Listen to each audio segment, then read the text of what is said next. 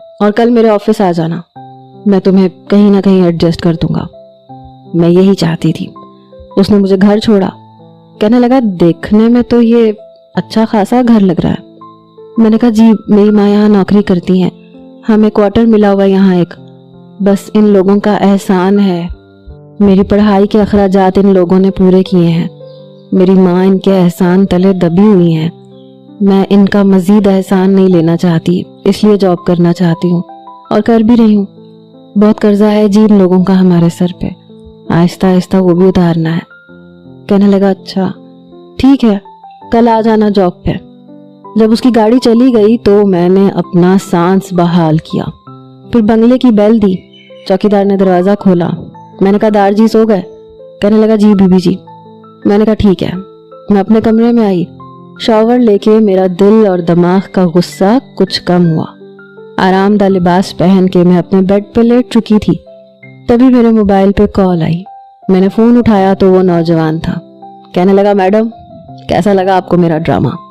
میں نے کہا فرسٹ کلاس، آؤٹ اسٹینڈنگ۔ وہ ہنسنے لگا، تو پھر آپ کا دیا ہوا چیک کیش کروا سکتا ہوں؟ میں نے کہا یس کیوں نہیں، لیکن دیکھو بات اپنے تک رکھنا۔ وہ کہنے لگا آپ فکر ہی نہ کریں۔ میں اگلے روز سادہ سا لباس پہن کے زارون کے آفس میں پہنچی۔ مجھے دیکھتے کہنے لگا اوہ آ گئی آپ، رکے میں اپنی سیکرٹری سے کہتا ہوں وہ آپ کو کوئی بھی جاب دے دے۔ اس نے انٹرکام پہ بات کی، ایک خوبصورت سی لڑکی آفس میں داخل ہوئی۔ وہ کہنے لگا کوئی بھی چھوٹی موٹی جاب پہ رکھ لیتے ہیں آپ کو، ٹھیک ہے؟ پھر کہنے لگا آپ کو ٹائپنگ آتی ہے؟ میں نے کہا یس سر مجھے اور بھی بہت کچھ آتا ہے، آپ ایک بار میری فائل تو دیکھیں۔ کہنے لگا نہیں اس کی ضرورت نہیں ہے، بس آپ ان سے پوچھ لیں کہ یہ کیا کیا جانتی ہیں اور اس کے مطابق انہیں کوئی بھی کام دیتے ہیں۔ بڑا مدافعانہ انداز تھا۔